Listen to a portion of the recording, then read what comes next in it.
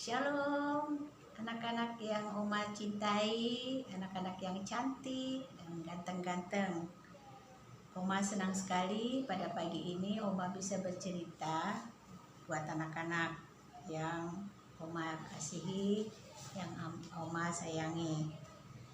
Sebelum kita mendengar cerita, Oma mengajak kita berdoa dulu, minta pertolongan dari Tuhan ya. Yuk semua diam, gak boleh ganggu teman, tutup mata, kunci tangan. Oma akan mimpin kita dalam doa. Bapa di surga, hamba mau berbagi cerita kepada anak-anak. Sebelum kami meneruskan cerita tentang Engkau, hamba mohon biarlah Tuhan menolong supaya anak-anak bisa tenang mendengar cerita ini tentang Engkau, supaya firman Tuhan ini mereka bisa dengar, mereka bisa simpan di dalam hati mereka, dan mereka bisa melakukannya di dalam kehidupan mereka. Hamba menyerahkan waktu bercerita ini hanya di dalam nama Yesus yang punya firman. Amin. Mari kita buka firman Tuhan yang Oma ambil dari Injil Matius pasal 7 ayat 13 sampai ayat yang ke-14. Semua buka Alkitabnya ya, adik-adik yang bisa membaca, anak-anak yang bisa membaca. Alkitabnya dibuka, kemudian kita baca sama-sama. Matius pasal 7 ayat 13 sampai ayat yang ke-14. Oke, kalau sudah ditemukan, kita baca sama-sama. Matius pasal 7 ayat 13 sampai 14, firman Tuhan berbunyi demikian. Masuklah melalui pintu yang sesak itu, karena lebarlah pintu dan luaslah jalan yang menuju kepada kebinasaan, dan banyak orang yang masuk melaluinya. Karena sesaklah pintu dan sempitlah jalan yang menuju kepada kehidupan, dan sedikit orang yang mendapatinya. Anak-anak yang Oma kasihi, tema cerita kita pada pagi ini adalah dua jalan kehidupan. Apa yang dimaksudkan dengan jalan kehidupan? Apakah jalan seperti jalan yang kita lewati, jalan raya, dan jalan-jalan yang ada di gang? Yang dimaksudkan dengan jalan kehidupan yaitu cara dan sikap kita menjalani kehidupan ini. Jadi setiap orang menjalani suatu kehidupan dengan waktu yang berbeda-beda. Nah, jalan kehidupan ini kita bisa jalani selama kita hidup. Tetapi itu tadi, pendek panjangnya perjalanan kehidupan seseorang itu beda-beda. Ada yang sebentar aja, dia hanya masih bayi-bayi atau anak, dia sudah meninggal. Jadi kehidupan kita itu sejak kita lahir sampai meninggal itulah panjangnya perjalanan hidup kita. Ada juga yang panjang umurnya, sudah sejak dia lahir kemudian jadi sudah tua-tua masih hidup, ya itulah. Tetapi semuanya akan menjalani suatu kehidupan. Nah, perjalanan kehidupan setiap kita, Tuhan sudah menetapkan dua jalan, dan dari dua jalan itu kita harus pilih salah satu dari jalan itu. Seperti di dalam firman Tuhan yang sudah kita baca sama-sama, dua jalan itu yang pertama adalah jalan iblis, yang digambarkan jalan yang lebar. Dan dikatakan jalan yang lebar ini banyak yang senang ikut itu, senang pilih jalan yang lebar itu. Kemudian yang kedua jalan Yesus, yang digambarkan dengan jalan yang sempit. Dan itu tidak banyak orang yang mau ikut jalan itu. Nah, pada pagi ini Oma mau cerita, mau menjelaskan bagaimana sih dua jalan yang harus kita pilih itu. Baiklah, Oma akan jelaskan. jalan yang pertama itu, yaitu jalannya iblis atau jalan yang lebar itu adalah jalan menurut kehendaknya iblis.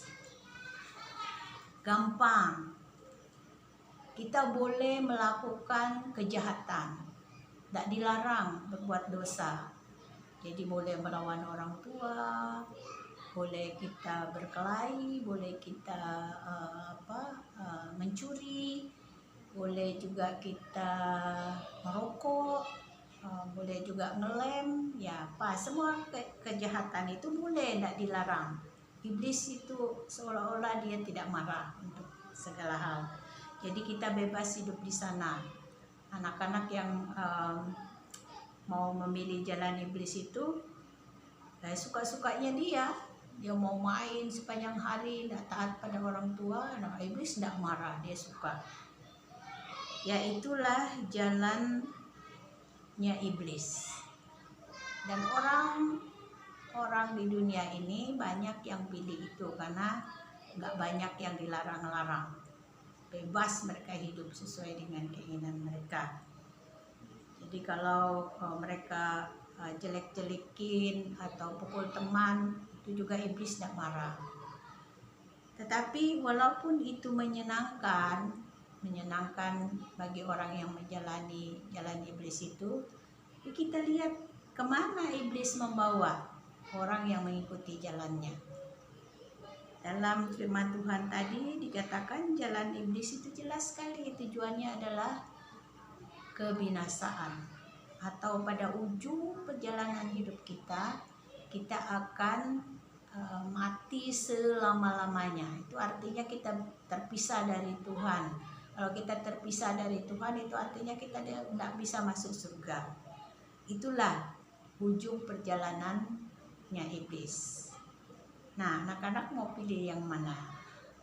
Mau pilih jalan iblis? Itu enak, tapi ujungnya adalah kematian selamanya. Selanjutnya jalan yang kedua, yaitu jalan Yesus, yang digambarkan sebagai jalan yang sempit, yang tidak banyak orang yang mau lewat situ. Mengapa? Karena nggak sembarang-sembarang. Kalau kita mau mengikut jalan Yesus, kita harus taat kepada keinginannya Tuhan Yesus.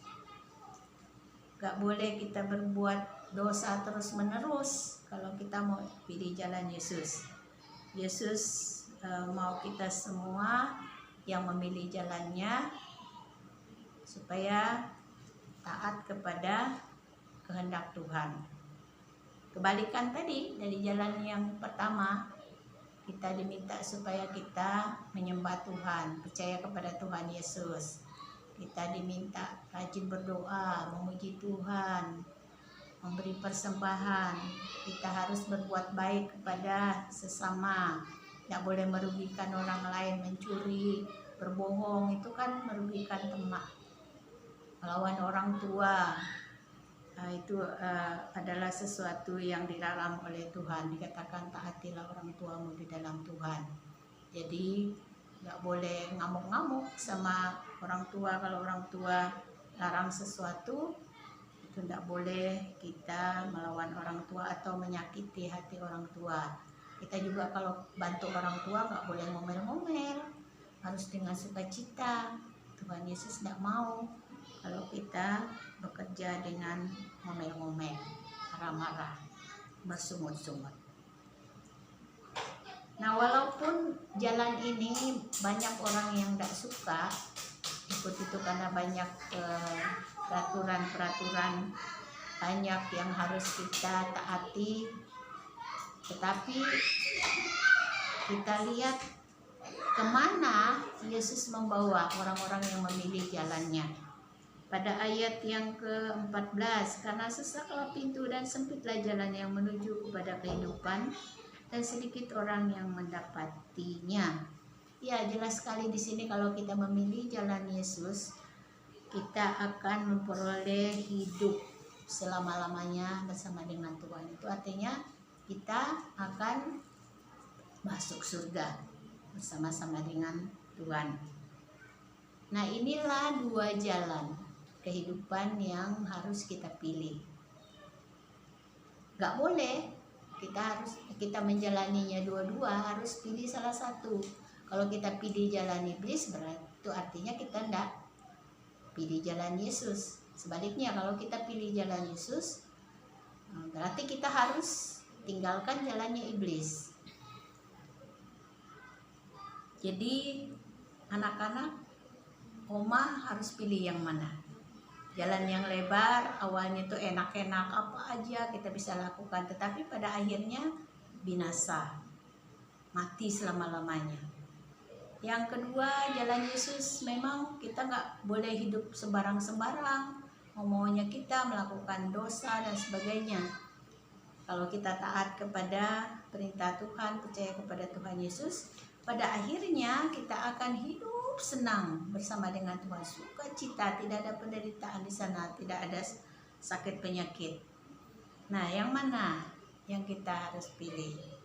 Jadi Oma minta anak-anak berdiam sejenak, renungkan. Anak-anak mau pilih jalan yang mana dari dua jalan itu? Jalan iblis tapi mati, jalan Yesus hidup kekal. Nah, itulah cerita kita pada pagi ini.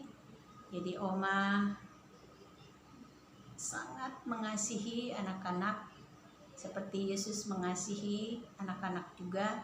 Tuhan Yesus tidak mau salah satu dari ciptaannya, dari semua manusia di muka bumi ini mengikuti jalan iblis, karena itu sudah pasti mereka akan mati. Dia mau supaya kita memilih jalannya, karena dia menyediakan kehidupan yang kekal, satu kehidupan yang sangat-sangat menyenangkan. Nah, sekarang Oma tanya, mau pilih jalan iblis atau jalan Yesus? Oke, anak-anak sudah punya pilihan sendiri kan? Kiranya anak-anak memilih jalan Yesus. Inilah keinginan Oma. Semua anak-anak yang mendengar cerita pada hari ini mengambil keputusan untuk memilih jalan Yesus. Tuhan Yesus akan menolong anak-anak. Anak-anak akan menjadi anak-anak yang memilih jalan yang benar, yaitu mengikuti jalan Yesus. Makasih, mari kita berdoa. Bapa di surga, mengucap syukur untuk firman-Mu, cerita yang sudah hamba sampaikan walaupun sederhana. Tuhan kiranya menolong supaya firman Tuhan ini anak-anak bisa mengertinya. Mereka bisa mengambil keputusan pada saat ini Tuhan. Mereka harus memilih dari dua jalan kehidupan ini. Jalan iblis, itu artinya mereka akan binasa bersama dengan iblis di dalam lautan api yang tak terpadamkan selama-lamanya. Memilih jalan Yesus berarti mereka memperoleh hidup yang kekal, walaupun banyak penderitaan, tantangan, kesulitan mengikuti Yesus, tetapi pada akhirnya mereka akan memperoleh hidup yang kekal, sukacita, damai sejahtera bersama dengan Tuhan di surga. Terima kasih Bapak, terima kasih untuk firman Tuhan yang sudah kami pelajari. Terima kasih untuk anak-anak yang dengan setia mengikuti sekolah minggu secara online. Dalam nama Tuhan Yesus, kami sudah berdoa dan menutup seluruh ibadah sekolah minggu pada pagi. Amin. Tuhan Yesus memberkati.